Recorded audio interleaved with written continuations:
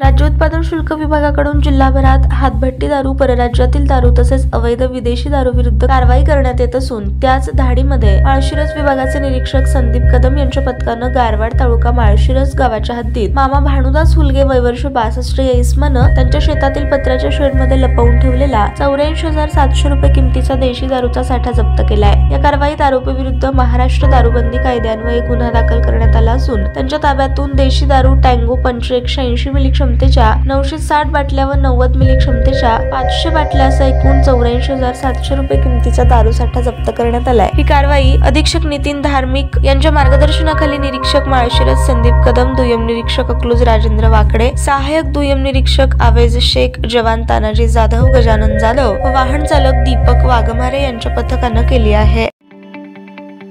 ताज्या बातम्या पाहण्यासाठी प्राईम महाराष्ट्र न्यूज चॅनलला सबस्क्राईब करा।